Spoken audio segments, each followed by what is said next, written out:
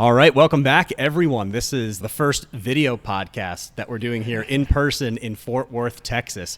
Anyone that's listening on the main podcast feed, you can check out this video on YouTube as well. But as always, I'm your host, Dan Sullivan. I'm just going to tell everyone before we get into this conversation, I said it last episode, but make sure you check out internaluseonlypodcast.com, subscribe to our newsletter, find more about the show, and of course, check us out LinkedIn, Instagram, YouTube, you name it. We're getting legit with the podcast. Wherever you get your podcast. Wherever you get your podcast. So not an ad read, just an intro to the conversation. So again, Devin Benton. I am joined today with Devin Benton, institutional wholesaler. And I must say, Devin, the reason I wanted to get you on the show goes back to the Fin Forum in Texas last year. I think it was before the golf event. And you rolled up, you had a cowboy hat on, you had boots on, and I was like, that's a guy who's got some personality. And so when I saw that you were a wholesaler, obviously I said, damn, I got to get that guy on the show. So now we're here, however many months later. So Devin, welcome. Thank you for having me. This is a lot of fun. Bucket list for me, first podcast. I will tell you on that event, actually, I had just come from an event in New Orleans. So not only did I have a cowboy hat, I also had COVID. I found out a couple days later. So just traveling with the bug, bringing it everywhere. I apologize for that and for anyone that may have gotten ill after that event. If anyone got ill from that event, it was because of celebrating and having a good time. Most sure. The bar did seem to have some traction that evening. Without a doubt. Well, we're here to talk about your story, your career as a wholesaler. And I kick most conversations off with wholesalers just by hearing more about, like, how did you actually start in the industry? I know that you have a military background, you're a veteran, so first and foremost, thank you for serving. But what was that path like for you to start within the field? It's pretty cliche how I ended up here. One of my fraternity brothers from the University of Missouri, he was also an Army officer, and he knew I was getting out. And my last duty station was in Atlanta, and we were talking, and he said, what are you going to be doing? And he said, well, I don't know what you're interested in, but I've got a brother-in-law who runs a sales team at an institutional trading firm in Dallas. He goes, I have no idea what they do. I don't even know what institutional trading means. Sounds provocative. Exactly. Let's get involved. Dallas sounded really much more interesting in my mid to late 20s. So, funny story with that. I met that sales leader at a graduation party for my buddy when he was getting commissioned in the Army. And at the time, NASCAR was pretty big. And NASCAR was in the background of the graduation party. And just by happenstance, I'd been in the pits in NASCAR a few times during college and had some knowledge of racing. We had a conversation, and it said, well, there's actually some interesting stuff going on there. And he ultimately said, he was like, you actually convinced me to watch this for 10 minutes. You have a pretty good personality. He's like, if you're interested in a career in sales, I'm going to be hiring some junior guys here in the next year. I think we can teach you everything you need to know about finance and sales, because I think you've got the aptitude and you've got the foundational skill set, personality-wise, to do this. And after a series of interviews and things like that, next thing I know, I'm pulling a U-Haul down I-20 from Atlanta to Dallas, Texas, and have been here for 26 years next week. Wow. Never looked back, huh? I never looked back. So it was, you ask, I always laugh about it because how I got in was completely unplanned. And funny enough, I asked that question. For the last 4 or 5 years, I've been asking a lot of my peers in the institutional space a question at the conferences or when we run into each other. I said, did you know your job existed in college? And 99.9% of them said no. And maybe the 0.1 that said yes is because someone in their family was in the industry, and that was their only knowledge of our industry. Let's fast forward to when you're covering as an external, you're out in the field. So what's primarily been your territory, product coverage? Has it ebbed and flowed over your career, Sure. or has it more or less stayed in let's say a lane, for lack of a better term? No, that makes sense. Where I started was institutional trading, but I was covering asset allocation institutions and their consultants. Primarily in the Southeast is where I started. Also did some West Coast coverage, and then about 2 years into my career, I actually covered Western Europe for about 6 years from Dallas. So long time ago. I've got some good travel stories for you on that. Making a mental note for all you listening in right here. Dan, I'm watching. Yeah. Also, for all you watching on YouTube, we've got Shiner Box. We're enjoying a drink over this conversation. We are in Texas, so I had to go with the local beer. You had to go with Shiner, absolutely. We'll wait till we finish these to get to the story for Western Europe. All right, so you're in Dallas, covering Western Europe too. Throughout my career, though, I tell people I've covered everything from the West Coast to Western Europe, but really the better part of 20 years has been spent in the Southeast and Texas. And that Southeast, pretty traditional, kind of from D.C. to Miami, maybe up to Missouri, and then of course Texas, and that's where I've spent most of my time. That's awesome. Yeah, it's a big chunk of dirt too. And to finish answering your question really quick on the product side, I've been a traditional guy for most of my career, meaning traditional assets, equity portfolios, fixed income portfolios. Obviously, there's a ton of flavors in those two buckets, but not much time. A little bit of time spent with private real estate, and then with also VC, but mostly traditional assets. Something that's interesting to me about wholesalers that have done it for a long time is the perspective and experience that you get just by being in different market cycles. As you think about those different market cycles from a sales perspective, regardless of what's happening in the industry, equity markets up or down, like, can you take me through how you operated as a wholesaler sometimes, either maybe when there were like really good times and you were just like, wow, got to appreciate how good this is, or what you did when things weren't great, how you stay the course, how you not let the market noise get in the way of you doing your job? Well, I think that's one of the instances where being in the institutional space was maybe a little bit more helpful, because you really have the definition of long-term, even permanent they're capital. not pulling their money out if they're worried about interest rates or something exactly. like that. And then you have a lot of folks that are sophisticated, a lot of sophisticated buyers. So, they're looking at the macro like everybody else, but they're never going to cash. They're never making decisions. Unfortunately, sometimes never making decisions too quickly. It's a long sales cycle. Oh yeah, we'll talk about that. It can be a long sales cycle. God. So that's been helpful. But but on the market cycles, what's been really interesting, and maybe the lament of a lot of folks that sit on the traditional space, is the amount of mind share now from allocators to private markets. Nobody woke up this morning saying they had a large cap growth hole in their portfolio.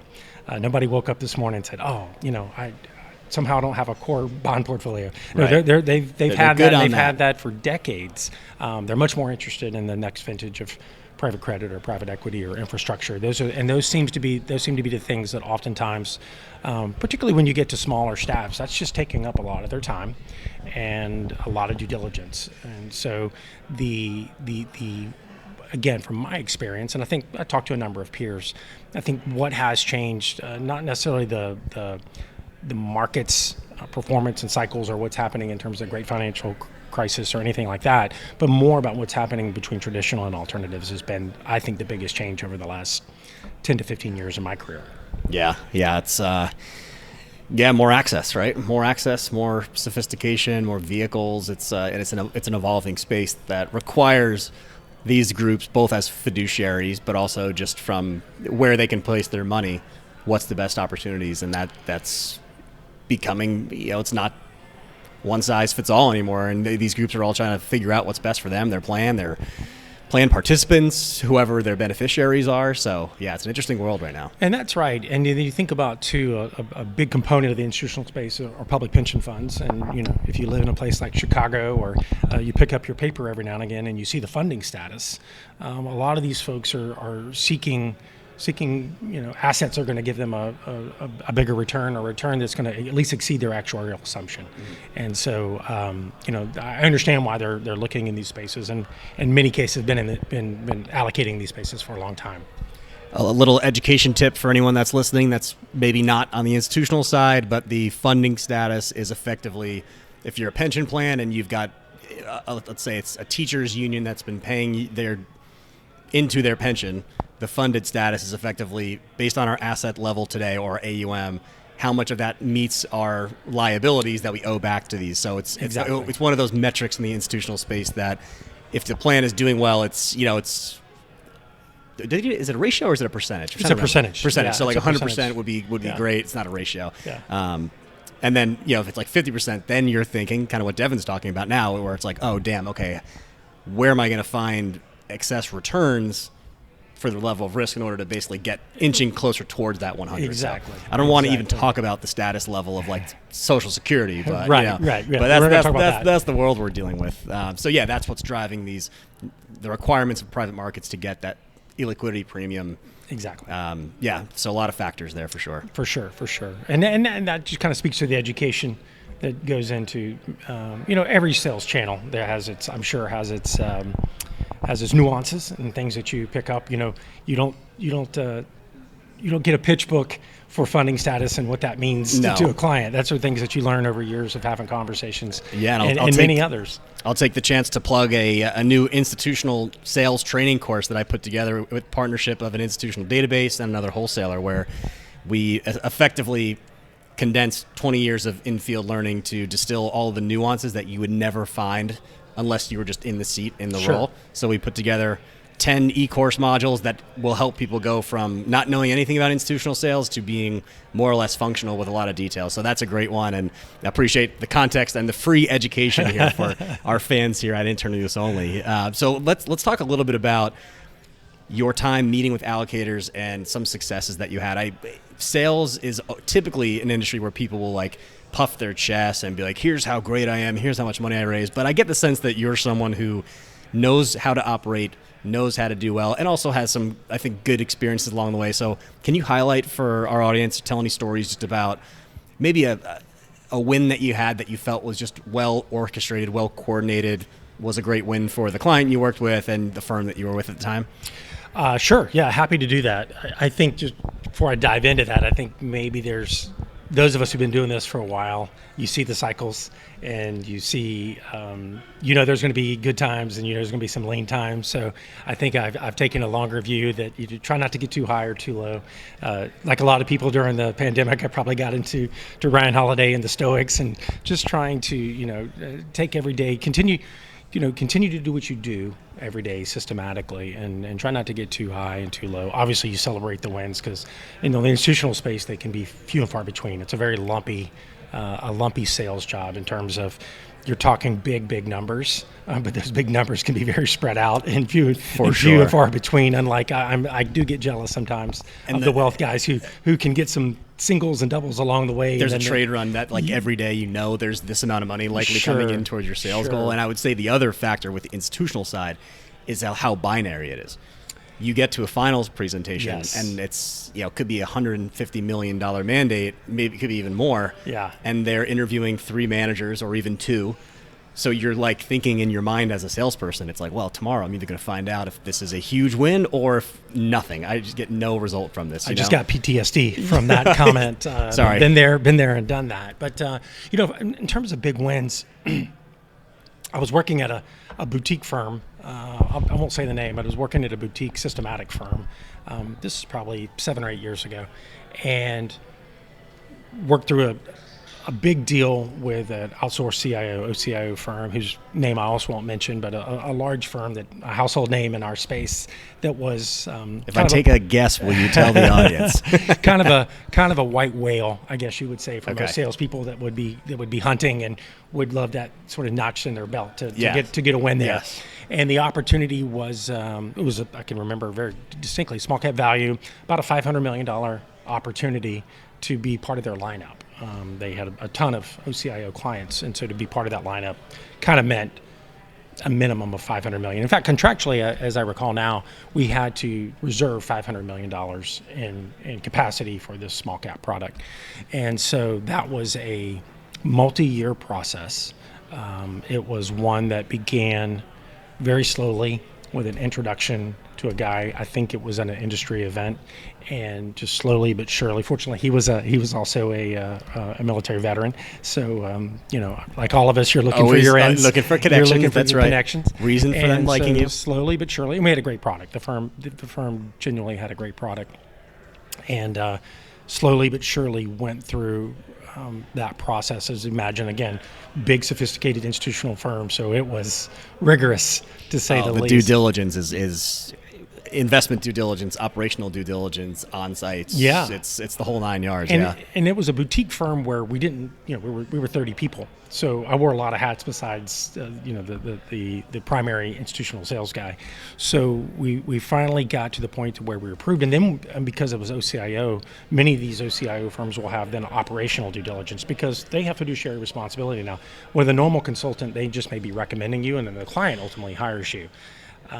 This firm, and I think many others, do a tremendous amount of operational due diligence. Can you handle this business that may be coming from a number of different end clients? How are you going to integrate with our technology? So that was not only a a rigorous and painful process. Frankly, it was required me to pull together a lot of my internal partners at this small firm from technology, from operations, from trading, obviously the portfolio management team, and ultimately got a $500 million allocation from these guys. And at the time, that was probably about the largest, but I was particularly proud of it. Yeah, thank you very much. Tapping my ring here on the beer just to celebrate that. That's a nice W. That wasn't take those all W. day. Yeah, $500 million. But I think a lot of people can also. I think this will resonate with a lot of people. Is that sometimes those ones that you really have to drag across the finish line can be the most rewarding. Yes. I've had another one that I'll tell you about, but it was much faster, much easier, and it was a $600 million fixed income allocation, and that came together much more easily, and I was happy for both of them, obviously, but really proud of the one that I like I said, kind of had to drag across the goal line. Yeah, that's right. It's worth the pursuit. I feel like that's.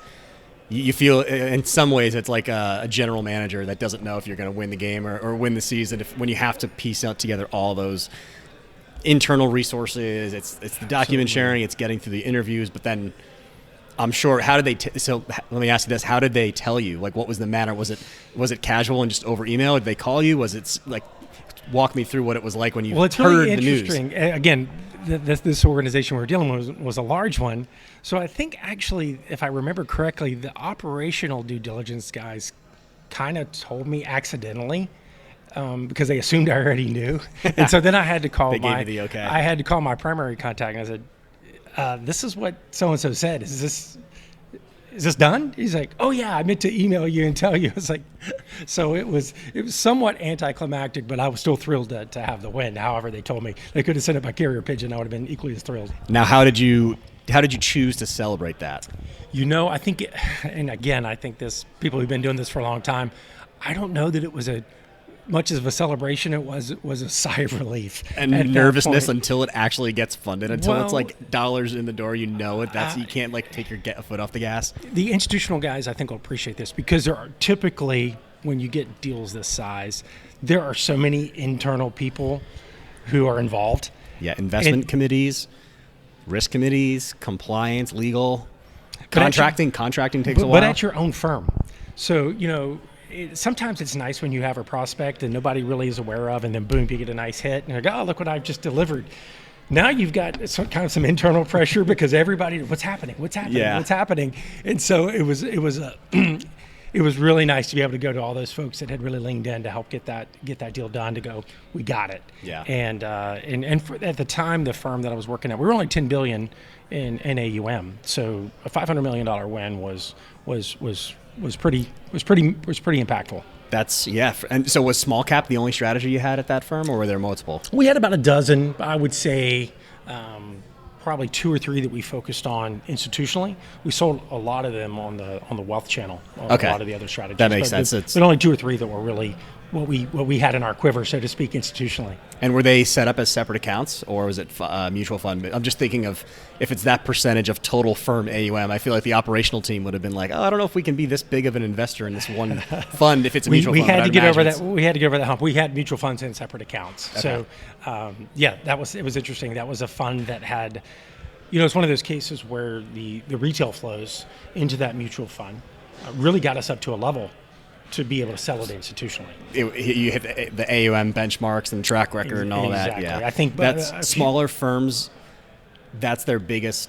It's one thing they don't realize about going upstream is that there's often benchmarks of AUM that absolutely a firm needs to have like a consultant or an OCIO before they even think to put you on the platform. Some of it's from capacity, some from it's just knowing that you can run that much money. So that's a nuance. Absolutely. And can you still deliver those returns with more assets? Were there any curveballs or any element that like throughout it just made you think it wasn't going in your direction, or was it just tedious and you kind of got it done, but it took the steps it needed to, but you felt good along the way? A couple things in that particular one. Anytime you're dealing with large institutions, I don't care if it's a large wealth platform or on the institutional channel, do you have access to the real decision makers? So, I'm talking to a guy who was a pretty senior guy, but I knew he had a boss, and so I was always trying to get in front of that boss. And the boss has people working for him for a reason. He doesn't want to be meeting with every salesperson in the world. So so I didn't have the quality relationship with that guy that I really wanted to.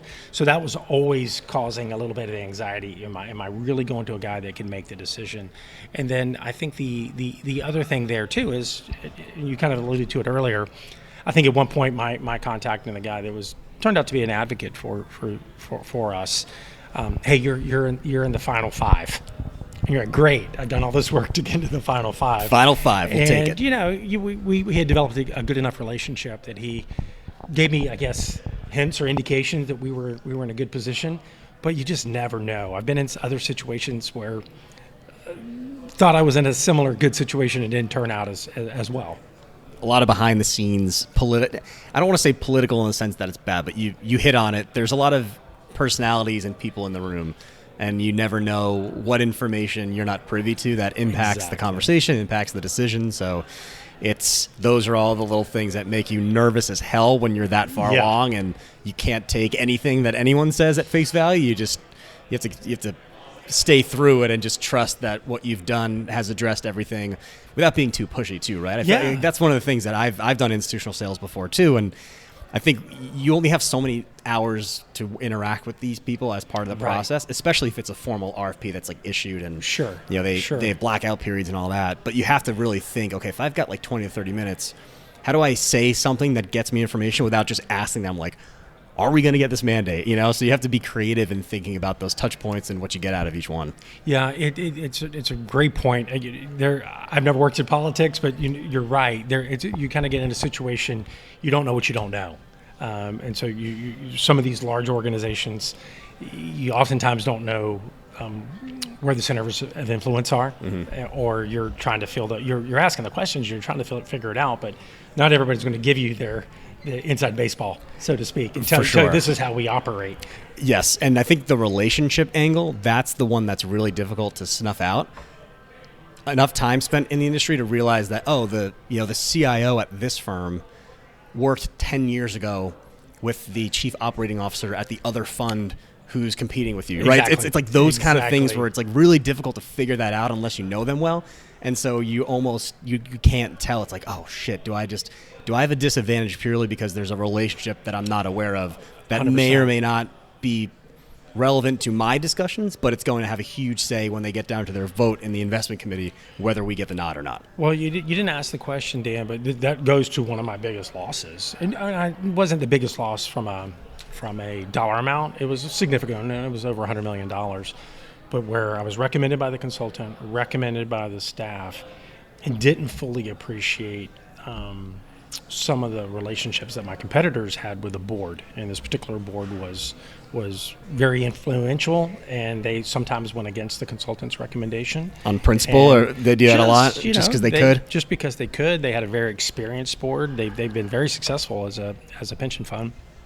And so I remember walking into that finals presentation feeling pretty good and devastated, because I certainly hadn't counted the bonus yet, but I felt pretty good about this was going to be a win. And this was the same boutique firm, so a lot of people were aware. We had marshaled a lot of resources to compete for this business and to get to the finals and have a portfolio manager and feel pretty good, and then to find out not only that we lost, but then why we lost, and realizing that as a salesperson, it was a miss for me. I felt pretty good because we were recommended by the consultant.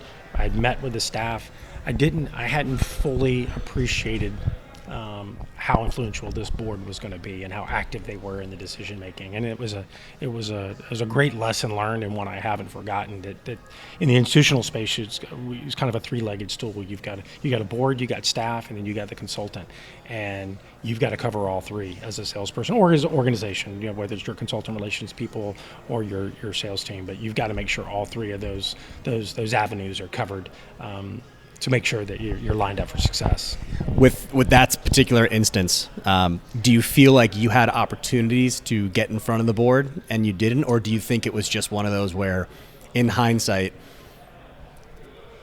that was more of a factor than you would have anticipated with the three main players in the game? Like I always, I've reflected on losses too, and sometimes there's things that you kick yourself because you're like, damn, I would have approached this different. And then there's other times where it's okay to give yourself some grace and say, you know what, I think this was going in this direction. I did everything that I could. So I'm wondering if you feel that way on this one or somewhere in between.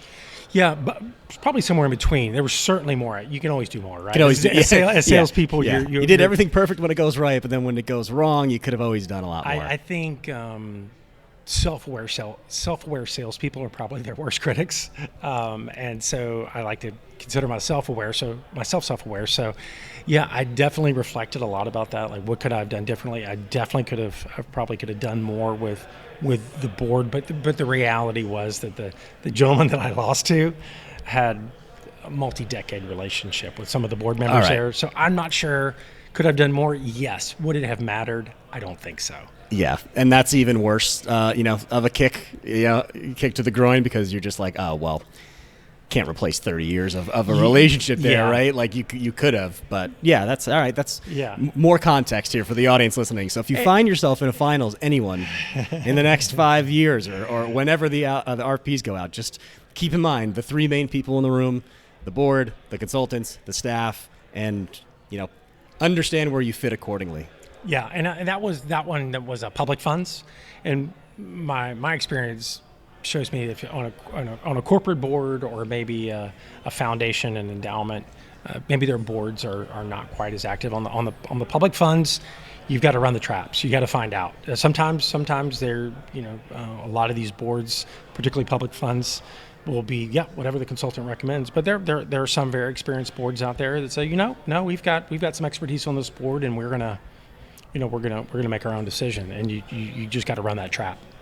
Do you have any memories from finals presentations where you're in the room and you're making presentations and there's either maybe it's just a completely random question or it's something you planned that didn't go according to how you mapped it out, or maybe that's too on the spot for you? But well, any institutional salesperson who might be listening to this, the biggest variable of a finals presentation is your portfolio manager. Your PM. I referenced this before. In our e-course, Institutional Sales Playbook. Check it out. Yeah. It's a 10-minute module. It's all about prepping and planning your PMs and external resources to more or less not screw it up. Yeah, absolutely. And answer questions directly. Just don't go on tangents. Like, be direct, be personable, all that. Well, and I get it. Most of these folks don't get presentation training any formally. A lot of them have big egos. They wouldn't take it if it was offered. They make a bunch of money too. That's a factor. I've been very fortunate. I can't think of any PMs that I've ever worked for that worked with rather. They were difficult to prepare, but they're on a plane somewhere to some far-flung place. They're away from their office or away from their portfolio for a day, and you just never know sometimes how you catch them. Is it a good day for them? Is it a bad day for them? That's so true. I'm like the people watching this can see that I'm like laughing because I just remember. You never know. Some days you get the call in the meeting where the PM is just flawless, and you're like, "Holy shit, we need that every day." Yeah. And then the next day it's just like monotone, dry, boring. You're like poking them with a stick to wake up. Like, come on. And you get some of them that will, because they don't do this every day like you and I do. They can just drone on. They can just keep talking, and they want to talk about their portfolio, something they're very passionate about. But bring a spray bottle, just like in Austin Powers, just spray Mini-Me to get off. Oftentimes in these finals, you might get 20 minutes, and so you got to tell your story. And they're there to kind of check some boxes too, so you got to get through your whole story. So, I mean, I've by and large been fortunate, but there have been a few situations, and then I've heard some horror stories from peers. When you're taking a PM to a public pension portfolio, some cops and firemen, and the guy talks about, sorry he was late, the private jet had an issue or something like that. Yeah, and, overdressing or things like that. Yep, we've definitely talked about that on the show. So how about let's send it off with this. My favorite part about everyone who's a wholesaler is just you're on the road so often, so that leads to opportunities for random occurrences or just crazy things that only happen because you're on the road for work. So whether it's Western Europe or stateside, I feel like I need to hear some stories for you. It could be one, it could be multiple, but we got to send you off on some stories. Well, I feel I've been like you've doing got this some for good over ones. 2 decades, so there's plenty of opportunities where I found myself in interesting positions. I will say though, and I think most salespeople would say this, being on the road is to me is the best part of the job. It's gotten more difficult. Travel is not sexy. I don't know that it ever was, but all the glamour has been squeezed out for sure. But that's where I just feel like I've been so fortunate to have conversations with CIOs, with board members, with big allocators, and I would tell you, my education in finance is, it's just exponentially beyond where I started, and most of that was by just listening quite a bit and being in the room with some brilliant people. But on the humorous side with the travel, I knew you were going to ask this, so I had a couple of instances. The one is the most obvious that I will tell you off camera, but it does involve a lost passport and mace. So we will talk about that. Okay. Off camera. Maybe I'll do a text version of it for those that subscribe to the newsletter. I was a victim completely across the board here, but I don't know what it was. Maybe it was because I was young and single and traveling quite a bit. But the one that I thought about sharing with you was I was traveling to Western Europe. And really, that was a phenomenal experience. I was living here in Dallas and going 8 or 9 times a year. And I had a research professional traveling with me, and we were in Heathrow. And with my first bonus check, I went and got my first, sort of, I guess it was custom or maybe made to measure You level suit. up on your attire. That's one of the first things you should do when you make a little more money. I was going to, it was the early 2000s. I showed up in Western Europe with my baggy suit that was customary for Americans in the late 90s. You look so exposed. You're like, oh my God, everyone knows that I'm an American. And everybody else looks like they've got an Armani suit on. Now, did you bring your cowboy hat? That's the question. I did not there. It's a cowboy in London. But I had this new suit. It was very, sort of a little more slim fit or whatever. Anyway, I'm in the line at Heathrow going through security, and I kind of squat down. I've checked my bag. I've got my briefcase. I squat down to take some, sunglasses or metal or something out of my pocket to go through security, and I rip the seat of my pants, and I rip it completely. Beyond repair. Not only beyond repair, but again, I've checked my bag. I'm in line. There were no secrets at that point. There were no secrets at that point. Oh, man. Now, fortunately for me, I didn't have a change of clothes, but fortunately, we were in Heathrow, and now it's pretty customary. You've got shopping in all the big airports. That wasn't really the case. This was probably 2002, 2003. I was very fortunate to be in Heathrow. There was some kind of clothing store somewhere where you could fashion yourself some pants. I got a pair of jeans at least, so that I wasn't overly vented for the flight that I was jumping on. International flight and jeans. As I recall. Well, no, were you wearing a suit? Were you planning to wear a suit on the international flight home? Like a lot of us, I was running from a meeting in London, and I was going over to. I was spending a lot of time then in Switzerland, in Geneva and Zurich. So I was catching a flight to. Hustling from a meeting like many of us have done. Yeah. The Russian thrill from post-meeting right to your public transportation of doing the sprint choice. through the airport, and then and that happened. So fortunately, got to Switzerland, got my bag, and all was well in the world. But it was I remember asking my colleague, like, how bad is it? And he's like, not bad. And then I go to the restroom, and I'm like, came out, and was like, man, you could see everything. Yeah. Oh my gosh, that's funny.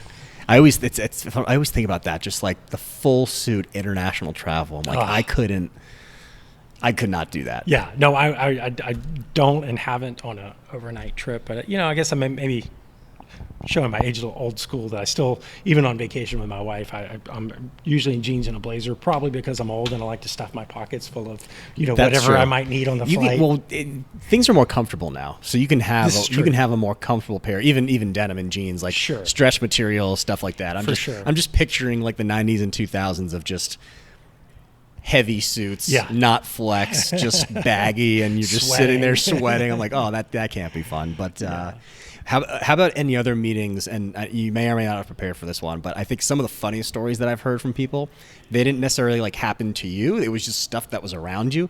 Like, did you ever see like weird stuff in meetings, or did anything just on the side of the road or anything like that come to mind? If I'm putting you on the spot, don't worry, we'll edit it out. I mean, I've got a few things that come to mind that are a little adjacent, which is early, all of us have some cold calling horror stories, and Oh, yeah. I remember a guy. I think I've told a few on this story for sure. I remember on this podcast. I remember, early in my career, this was the first job, and we're kind of building out this team, and we didn't have a lot of clients, so we're doing a lot of cold calling, and the guy that I was trying to reach actually picked up the phone, and I was like, "Oh, is this so and so?" I don't remember the guy's name. I wouldn't say it if I did, and he, told him who it was, where I was calling from, and he's like, "Don't ever call here again. I hate guys like you. You guys just, all you do is bug the hell out of me. Don't you realize I've got a full-time job?" And then he hung up on me. And I was like, okay. And it was like, wow, that guy. One, I realized that, and it was, I try to learn something from all these experiences. I realized that there are 1,000 of us, maybe more, who knows, thousands of us out there, and that, on every channel, but I can speak to the institutional channel, these folks, and many of them have told me, I could fill up 40 hours a week just meeting with investment managers or with GPs from alternative shops, but I've got a job to do. And so, that also impressed upon me the value of relationships and how to build relationships so you could get access, when you needed it. In terms of actual meetings, nothing funny, but again, it just kind of goes back how lucky I feel sometimes for someone who didn't plan a career here. My father worked in a factory. My mom was a secretary. I grew up in a Navy town in Jacksonville, Florida. So it wasn't like, we didn't grow up with a ton of wealth. And to find myself in the early 2000s sitting at some of the most well-known private banks. About to say biggest money allocators in the world. I'm in Switzerland. Yeah, that's pretty cool. At a private bank with, I'm thinking Born Identity at the moment, but you're sitting down and some staffer rolls in the cart of china and coffee and cookies and all this sort of stuff. Oh, and that's it's amazing. Very highbrow. And I just, had a few moments where I just pinched myself. I was like, I can't believe that I'm sitting here. This is pretty So here's remarkable. a question for you. You talking about Switzerland made me think about this. What stands out to you from your international meetings? What stands out to you from like the little, like how they structure meetings, like little oddities or things like, do they bring tea? Like in London, are they like giving you tea as part of protocol? Like how would you contrast that with meetings that are stateside? I spent about 6 years going back and forth, like I said, going 8 or 9 times a year from Dallas. So the travel was, could be a little bit grueling. I would bifurcate the UK from the continent a little bit. So in the UK, and my wife and I have been on holiday. What I really remember about the trips there is that they can stand the stuffiest rooms that I've ever been in. In other words, it may be raining and 40 degrees outside, but somehow the windows seal closed. There's no ventilation, and I'm sitting in a conference room. Come on, give me some air in here. It's like 80 degrees. Probably had drinks with a client the night before, and of course, we were all suited up back in those days. So just sitting there, sweating, just begging for someone to offer me a glass of water. On the continent side, one of the things that I really remember about that, and other people in the U.S. may say this about doing business in the South, but in Switzerland in particular, you just couldn't get people to tell you no. And what I mean by that is they would just kind of drag you along or tease you to some degree. And so you meet people 3-4 times over a couple of years, and you think you're moving, but in retrospect, those guys were just so polite. They were never probably going to do business, but they were also never going to tell us no. So you just keep coming back and think there are prospects. And I think a lot of us go, sometimes obviously it's disappointing, but sometimes a quick no is good. Yeah. Like, hey, you're not a fit, or what you're doing is not anything that we're looking at. Your time's probably better spent somewhere else. And, if it's a big prospect, that's disappointing. But at the same time, you're not wasting time and resources and mind share to try to triangulate strategies to get them over the hump. Right. Yeah. That's a funny comparison to the South. That's a world different for me being up in the Northeast. Well, where that's what I meant. It's like so fast and so mean and so direct in some ways that it's like, sure. It's almost like the inverse where you almost have to like go through a little bit of like shit, like meeting people, and they need to kind of feel you out before they'll trust you, for sure. As opposed to the opposite where they'll be like super welcoming and friendly off the bat, but then you don't even know where you stand at some point. It is an interesting observation of being down here for 26 years, and Texas is it's its own place, as you know. I love Texas. Yeah. I spent time down here right after college. If there's one state or one city that I could live in besides where I currently reside, I've always said it's Dallas. They have I would lose a little bit of the winter. Like I like Sure, the winter activities, sure. but I know you can get out to Colorado or like even Santa Fe or something. Not that hard, but I love this particular area. So I'm a big fan of Texas. But Texas as a destination for fundraisers has only increased in importance, I think, during my career. And so, every firm out there wants to cover Texas because they realize the assets that are here. So sometimes it's covered from New York, maybe it's LA, sometimes Chicago. But it is always interesting to see, particularly the New York folks that come down and they, just the pace is different. They're trying to get to a point. They've got an agenda, and that's all great. I completely understand that. But it is interesting to talk to some allocators over the years who I've gotten friends with, and there's like, yeah, sometimes we just work a little slower down here sometimes, and the relationships matter down here sometimes. And I think that I'm sure they do in the Northeast as well. I've never really covered the Northeast, but I do think there's we're such a big country. You do have some of these regional differences in how business gets done.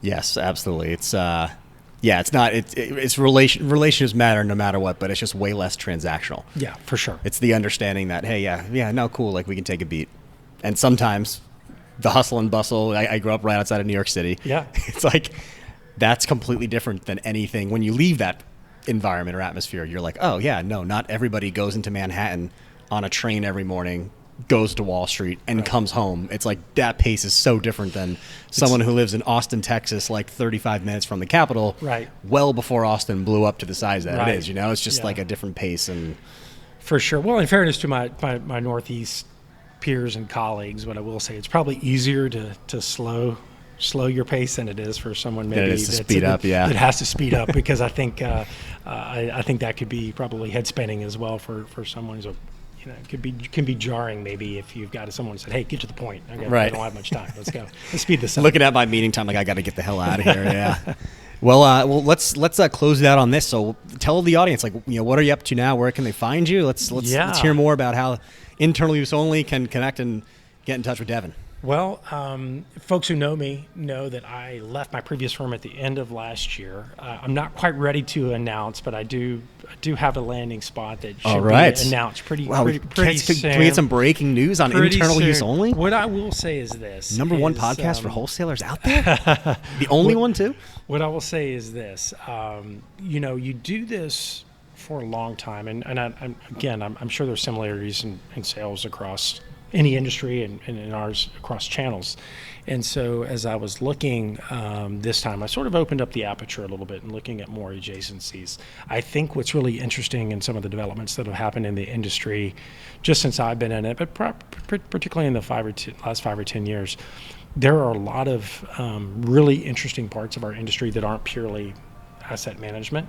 In other words, I'm not going to work for a technology firm, but now technology is incredibly impactful to both allocators. Yeah, and how the whole firms. Ecosystem works. There's just a ton of technology out there. I know you've got some technology in your background as well, but there are a lot of other additional roles that I think that someone who's been in our industry for a while, when you have relationships you can move maybe to other adjacencies.